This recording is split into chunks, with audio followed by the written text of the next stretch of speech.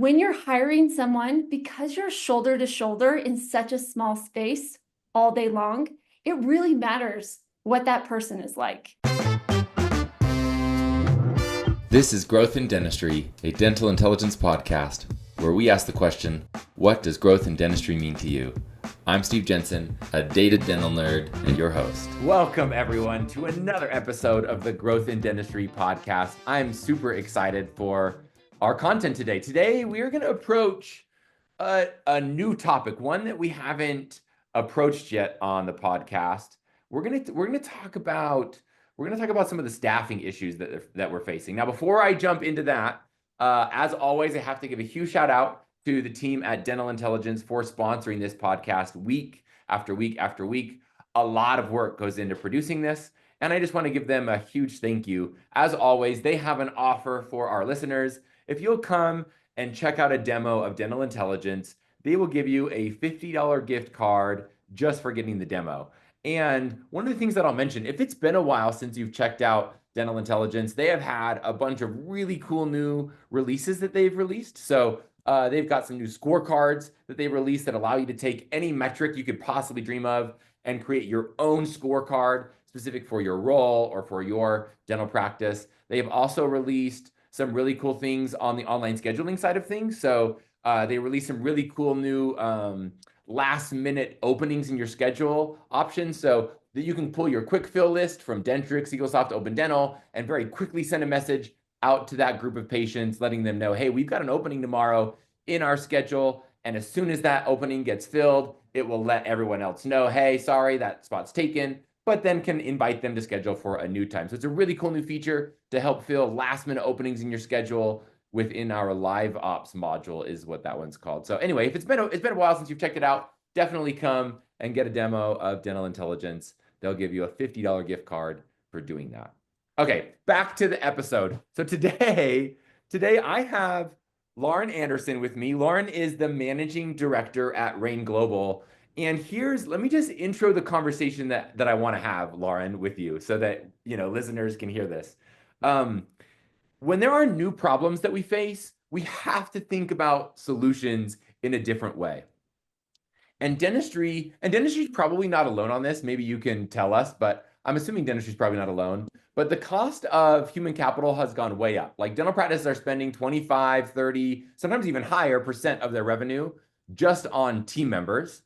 And it increasingly is difficult to replace team members. So they're losing folks that have been doing claims management, or they've been doing all their recare phone calls or treatment follow-up. Like they're losing these team members that have been doing it for 15, 20 years. And they're trying to replace them with team members who have never done it before. They've got to do a bunch of training, and they're facing a high amount of turnover as well. And I know that you guys at Rain Global are approaching this problem differently than people have thought about in the past. Meaning the traditional way has been just find someone local that can come and do this job. And it's clearly not working. Turnover is higher than ever. Cost of capital is higher than ever. And just staffing shortages are higher than ever. So I wanted to bring you in and have a conversation around how do we start thinking about solving this problem in dentistry specifically. So welcome, Lauren, to the podcast. Let everyone hear your voice. Hey, I'm here. Thank you so much, Steve. One thing I think that you pointed out that is really important to understand is the landscape is changing around staffing. And this is something that is kind of new to the dental industry, but it is not new in other industries. And so I think that understanding the problem is the first thing, and then moving to available solutions. So I think the biggest problem is this is not just high turnover that's happening. The ADA put out a study in 2022, and they gave all kinds of data talking about how like 34% of clinical and administrative staff is going to retire, and that people aren't entering the industry. So it's not just turnover, it's compounded by people retiring and people not coming in. So we have, just so everyone can hear this clearly, we have more people on track to exit dentistry. So you said it was 34% are going to retire in the next 10 years? According to the ADA. And then we have not nearly as many, which do you have like a rough, I don't know if if you don't, that's fine, but like a rough number? I'm assuming that's like that's a lot of folks. I don't know if that's, 30,000 people, if it's like, I think there's like 100,000 dental practices. So there's quite a few roles that are going to open up within dental, but currently today we don't have, if I'm hearing you right, we don't have that many people coming in to replace those roles. No, and the people that are coming are also just have a different working style. So you're losing these super loyal, baby boomers that have been with you forever, and bringing in a group that bounces around a lot more, has, really cares about, just has different values. And there's all kinds of memes around that. But all right, like for listeners context, as you say that, like I just was picturing literally a TikTok I just saw over the weekend where like the person was making fun of people who don't change jobs every 3 to 5 years, because there's a bunch of studies, so people that are on social media are getting that message like, hey, if you're not switching jobs every 3 to 5 years, you're leaving money on the table. Where I think you're right. I think an older generation was told like, no, you just pick a horse and ride it, and stability is the game, and you just do that for your whole career. And this younger group of professionals is just not getting that same message. Like they're getting a message that's telling them, hey, you need to jump from job to job. So that brings up, Lauren, maybe some like retention strategies, especially with like this younger group. I'm assuming that's causing retention problems. oh, I'm sure it's causing retention problems. But I think that something that's super important to recognize is that this is not just a retention. Retention is not a staffing strategy, right? I think a lot of dentists probably, give the hiring over to their office managers kind of maybe slowly as time goes on. You give them, more responsibility. You start getting super busy. You don't want to deal with it. And then you just wait at night trying to figure out how to keep your office manager. And like retention is not a strategy. So, and what you mean by that is like at some like team members will turn over at some point. Like we can't expect to keep them for 30 years. Is that the idea? yes, it doesn't matter. I mean, you want to treat people well. I think retention Yeah. is part of a strategy. It's one element, but It's not a whole strategy. yes, You people are can't going build a to, practice around planning on having team members hire when they're 20 years old and work until they're 65 at your business. exactly. It's not happening. That is not the landscape that you are in or that you are going towards. And I think that one thing, a really smart thing to do is to not reinvent the wheel, but to look at other industries and say, okay, somebody else has had to have dealt with this problem. What did they do? Which is kind of what we've done here at Ring Global. So we have remote workers that we bring in, and we have them do the time-consuming tasks that are simple, repetitive, and that frankly you shouldn't be paying, your office manager to be doing. So I think that that's one thing, is to be able to come in and say, what are the jobs to be done, and what is the highest and best use? And then creating a strategy around that of who is in person, what are the skills and the attributes that we care about for those people that are patient facing, and how can we get their attention on the patients in the room, in the office, so that you're getting those Google reviews, so that you're getting those referrals, so they're having a positive experience. But we all know that the back end, it's the part that people feel, but they don't see. And if it's not going well, it's a problem. But having this engine run, you need different types of people doing that. And I think that that's something to really look at of, are there other options besides just looking at your local hiring? Workforce. Yeah. Yeah, I want to like hit that again so I can like make sure in my mind I've delineated like what are these jobs that maybe don't have to be done by someone physically in the office. So the strategy is, hey, a lot of organizations, including Dental Intelligence, for those that are listening, have realized, hey, we could probably have this approach where we have some team members that are in the office, and we've really thought through like, hey, who is customer facing that needs to be in headquarters, basically. So in the dental practice, like what roles absolutely have to be there in the business? And obviously the dentist needs to be there in person because they got to do dentistry. The hygienist needs to be there because they got to actually physically clean teeth. There needs to be an assistant in the practice that actually hands tools to the clinician. Like those roles are pretty obvious, like got to be in the business. I'm assuming probably, you want to have someone up front that the patients actually see when they come in and out of the business. I think some practices are messing around with having like a virtual only check-in. It feels like a little, sterile to me. I don't know that I Yeah, want I to agree. go that far yet, but there are so many tasks. Like as you said that, I started thinking through like, oh yeah, like technically that task doesn't have to happen with someone inside of the practice physically. So any of like my recare phone calls, payment follow-up probably doesn't have to like, they don't have to see that person in the practice when they come in. What other things like do you commonly see? Like, what are some of those jobs that are like, okay, this is like a great fit? You mentioned Yeah. like repetitive, monotonous things. What are some of those, Lauren? Yeah, no, for sure. One thing that I talk to office managers and dentists about is if there's anything that your 13-year-old daughter could do, that Yeah, is something that you should not be paying an office manager to do. And yeah. those are things like insurance verification. That's something that takes, That's another one. it's tedious, it's time consuming, and that, there are contractors that we've found that work for Guardian Dental Insurance. So it's not that you can't find other people that are qualified to do this. Another example is like billing and collections. That's one that also really helps with an office manager if their bonus or something is tied to collections. You can say, hey, you can delegate this, at least parts of it, maybe not the more complicated ones, but more simple things. And it's not going to take away from your bonus. Because we want you focused on growing this practice. We don't want your attention split.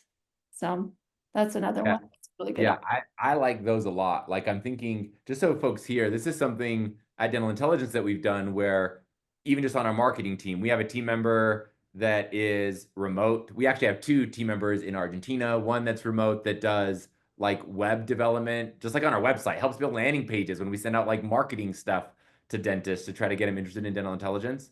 So that he's helping there. We have someone that's doing graphic design that just like we just have to create a lot of graphics for our marketing department. And so, like you said, it's like it's repetitive, it has to be done all the time. And then we have, someone that's here in office that kind of oversees the thumbs up on like the final work, which might be like an office manager. So, the office manager, I'm thinking like for financial stuff, you might have someone out there like, hey, they're doing like the bulk of the work. And then an office manager, inside the practice is like actually closing out the books for the day, making sure that everything got entered correctly, and kind of gives like the final thumbs up on all the work that happened. So let's talk maybe before I'm kind of looking at my questions that I wanted to ask you, but I want to go here. Let's maybe talk about how does someone, because this idea of having someone remote is probably new for a lot of practices and could be like a little bit scary for them. I've seen it, so I know that it works really well. To your point, like we got to solve problems differently. But how would you coach someone through, hey, you want to at least have this, consider hiring someone outside of your business? How do you even go about like making that happen and managing that person and working with them remotely? Yeah, I think that Like what's the process of even doing it? Let's talk about that. yeah, for sure. I think one of the biggest things is in order to do this, the number one thing you have to do is you have to take control of your hiring strategy. So if you have to be a decision maker, I think sometimes there can be, if you let your office manager take too much, then that can kind of cause issues. But you have to create a hiring strategy around this. And in part of that, you have to know what are the skills and attributes of someone who would be successful in this role. So for example, if we had someone that was doing insurance verification, you would be looking for someone that is, attention to detail, is really responsive, is someone that just really cares about, showing up on time, every day, task oriented, getting those things done. That's going to be different than if you were hiring someone in office that you were going to be shoulder to shoulder with, right?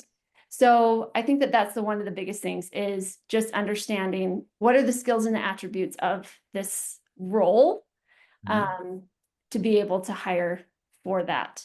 So when you contact us, when you contact a staffing agency like Ring Global, that is something that the first thing that we do. We sit down, we get a job description and really understand what are you looking for, who's going to be successful in this role, and kind of strategically help people navigate that.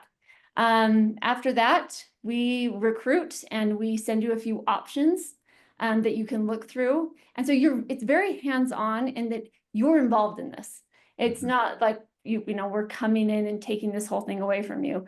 You're very involved in the hiring and then, from that, you choose a contractor and then they become a part of your team. So we do what's called staff augmentation, which really just means we're not replacing people on your team.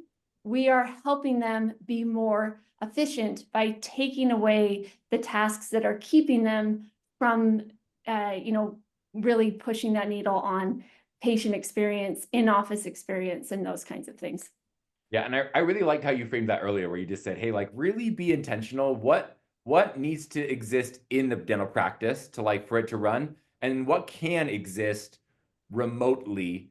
And one of the things we haven't hit, Lauren, I think, just to make sure this is really clear for everyone, these team members, one of the problems we face in dentistry is that wages have gone up really fast. Like my wife's a hygienist, and I feel like 5 years ago here in Utah, it was like hygienists are getting paid like $30 to $35 an hour. And then all of a sudden, COVID hit, a lot of remote work started to happen. So a lot of folks realized oh, I could go work for a dental software company like Dental Intelligence, or I could go work for some other company and I'm skilled and I can get paid just as much or more and do it remotely, which was really attractive. So we had a lot of folks leave dentistry, which, started to create the problem. But even now, hygienists that want to stay in, my wife is getting offers all the time like, hey, will you come work? Will you drive up to Wyoming, 4 hours away and work 2 days a week or 3 days a week, and we'll pay you $60 an hour, where it just is outrageous in some of these situations, how much staffing has gone up, costs. And even just here, we used to hire pretty heavily from 2 universities, and now we face a lot of competition in some of our lower paying roles, like entry-level support and stuff like that, where we've got these college kids that are like, I'd rather go work at Costco and get paid, $20 an hour to hang out with my friends than answer these really technical questions about your software. That sounds like a lot of work. I'd rather just go, chill at Costco and make $20 an hour. So I'm assuming dental practices face that same thing. So one thing we haven't talked about is what does it look like hiring someone outside of the country? I mean, I think some people's what are some of the common concerns you hear? Because I'm thinking do they speak English well enough to be on the phone? Are they gonna treat my patients in a really thoughtful manner? Are they more intense than I want them to be? So, what are some of those common problems or things people might be worried about? And then give us a little bit of an idea of where are there specific, countries where you're hiring folks more, predominantly? Yeah, no, for sure. I think some of the biggest concerns that people have is they have their experience of, calling Verizon after a long day of work and getting someone on the phone that they can't understand and just feeling forget this, I'm not doing this. And that feeling stays with you, right? And that's a feeling that we're trying to take out. And I think that's why you need a strategic partner, because that exists. And that person could have had a college degree. They were just placed poorly in that role. So something that we really look at is we want to understand, is this person going to be in a voice role or a non-voice role? Because that's going to impact that. If you're concerned about them talking to your patients, you can have them do, other omni-channel things, marketing, emails, text messages, social media accounts, answering reviews, things like that. We do have people that sound native. I mean, I've had people that have spent, several years in the United States. They have college degrees. One thing about borrowing this staffing model from other industries is this is not a green workforce. These are people that have worked for Guardian Dental Insurance, that have worked for HelloFresh, Citibank, JP Morgan Chase has a building there that this year they plan on employing 20,000 people in Manila. So you have people that they've already been doing this. They've been doing this for years. And so you can really find that talent is everywhere. The opportunity isn't. And technology has just given us an opportunity to connect talent overseas with opportunities in the States. And one thing I'll mention too, part of the reason I wanted to have like dentists hear this is, one of the things that we were surprised about when we've hired, some folks overseas is just how grateful they are for jobs. Like no offense to our like US based college kids, but a lot of them are like, pretty entitled or can be sometimes, where like they just want more and more and more. And some of these team members that we're hiring, more globally are just so grateful to be on a team of people who are solving interesting problems, and they're just stoked about their pay. They're like, man, this is like the coolest thing. I'm so excited to be a part of this company, which is really refreshing. So I'm assuming you guys probably have similar experiences with, folks you're hiring for dental practices. Oh, absolutely. I think that, people that are contractors, they really care about, staying on top of technology. We have a lot of people that, regularly use AI in different things. They're really motivated by KPIs. And so if you're giving someone a task to be able to say, here's a list of 100 patients, I want you to call all of these patients today. Well, you have a way to be able to say, were they working? Were they not working? And, we really have noticed that we're changing people. Like people will say, this has changed my life, not just the money, but having a manager that cares about my development, that cares about me as a person.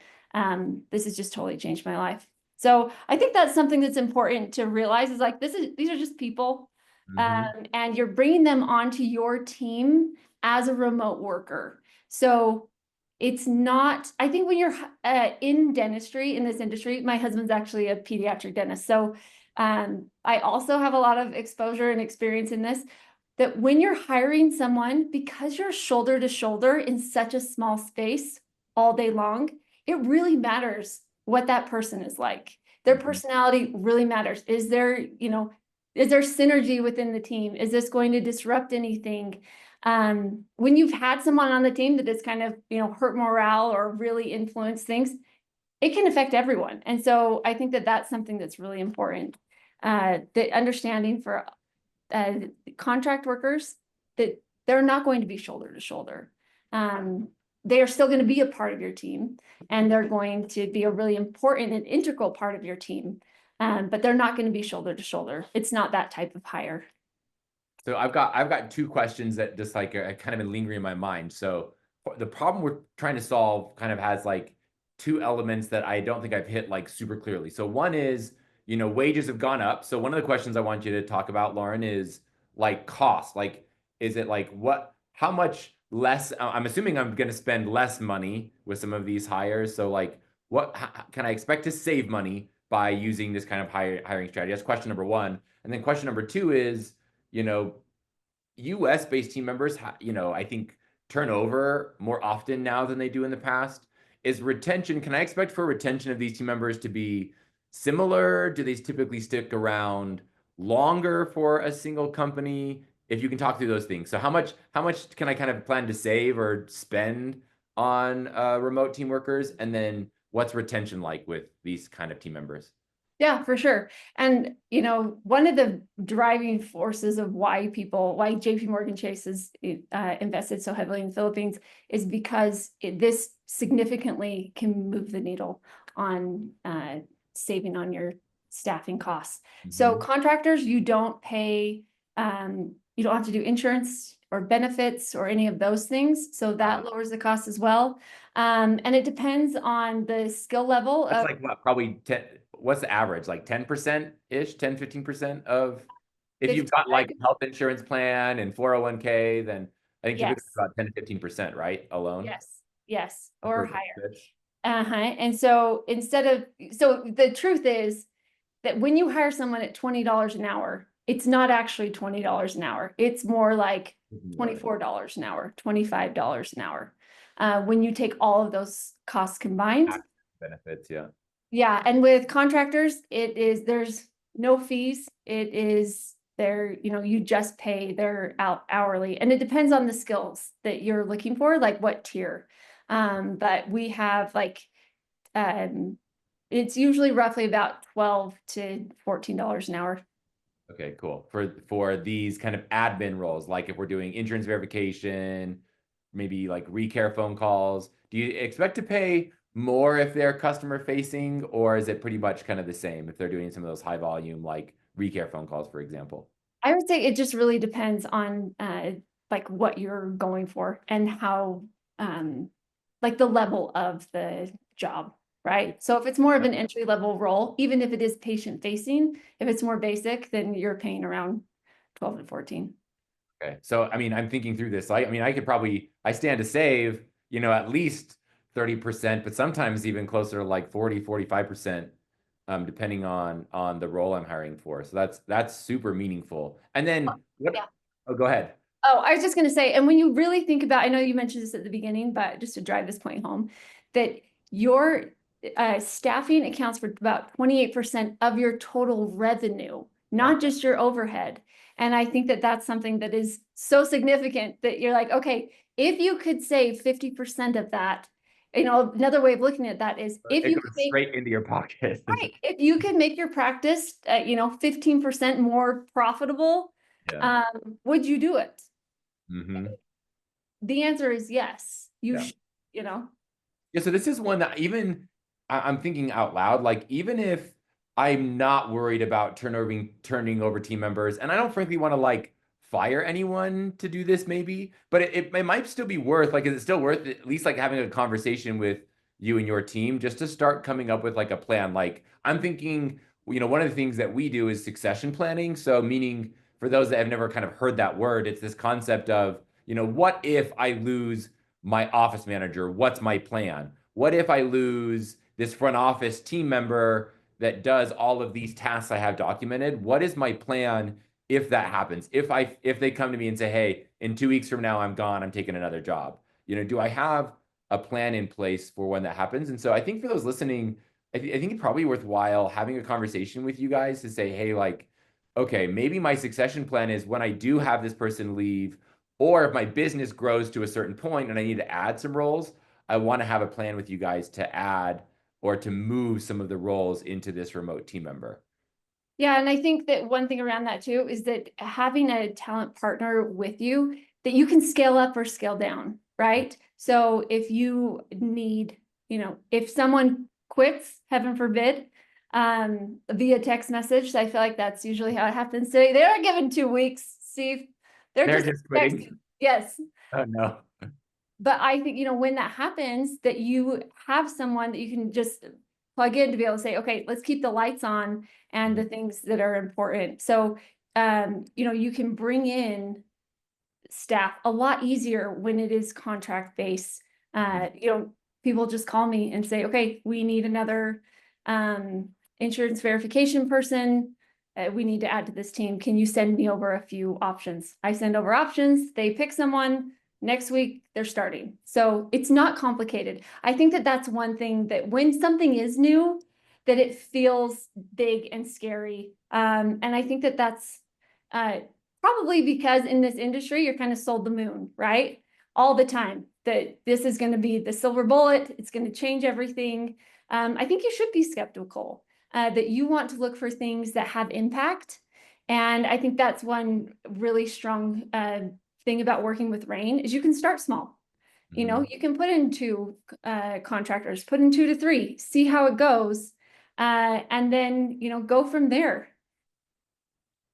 I still want to hit on the retention question for remote team members. Is Yes. retention like pretty much the same as US? I don't know this. Is it better? Is it worse? Do I need to expect to like, okay, like these team members, I'm saving money, but I'm gonna have to train more. Can you talk us through that?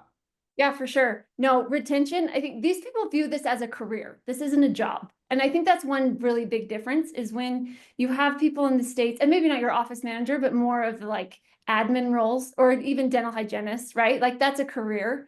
I think admin roles, it really is more of this is a job. When I leave, I don't think about it at all. That's not my responsibility. Then I come back, I'm back at my job. The contractors we're bringing in, they view this as a career.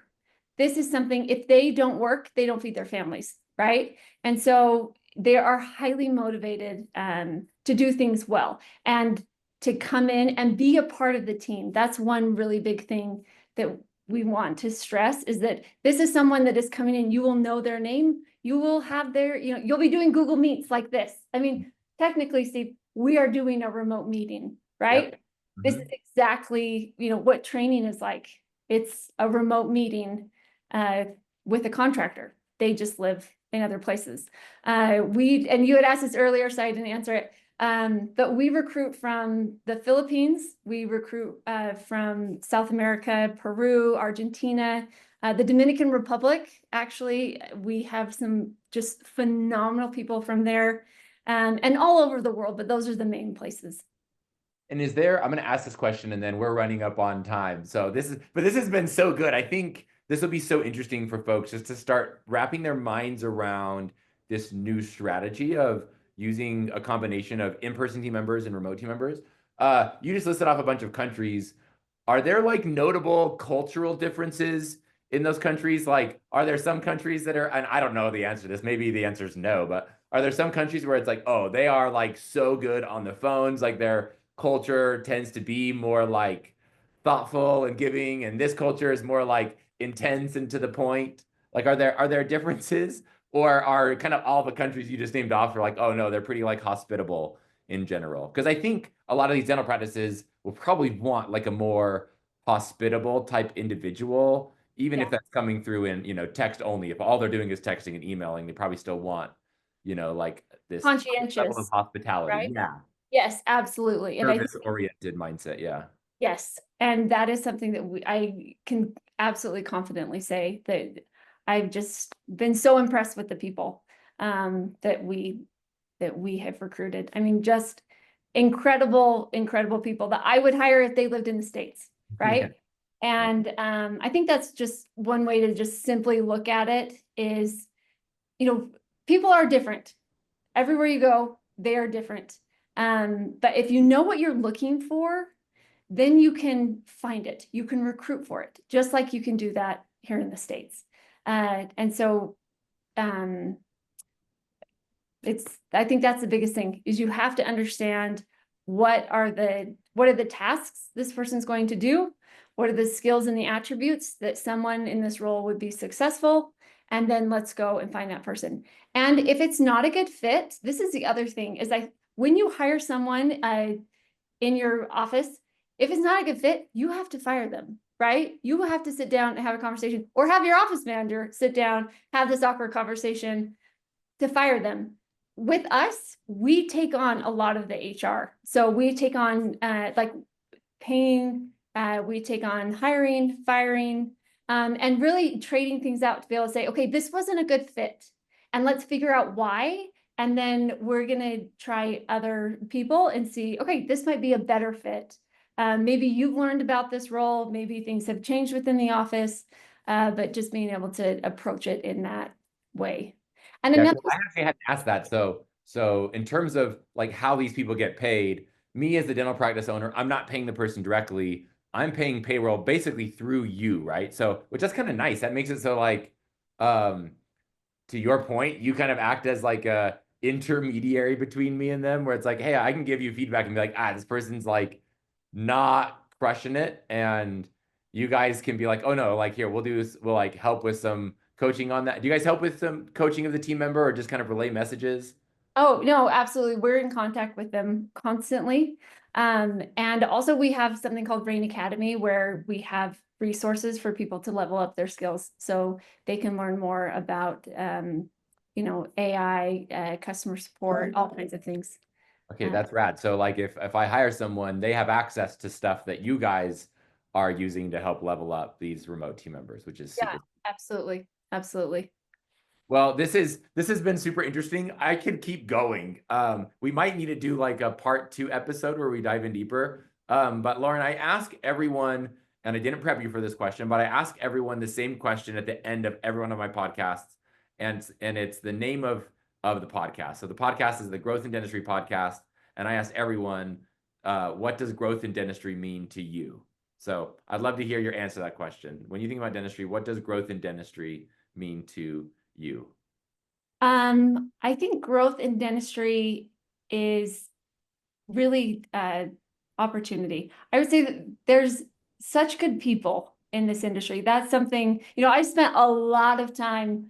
I went through, dental school, residency, all the things. And to be able to we made the just incredible friends. There's really good people in this industry at all levels. And I just being able to, encourage and support and see the entrepreneurship that comes with dentistry, I think is really exciting. Yeah, I agree with that. Well, Lauren, thank you for joining us. For those that are listening that are like, hey, I want to reach out to you guys, what's the best way to get in contact with you and with the team at Rain Global?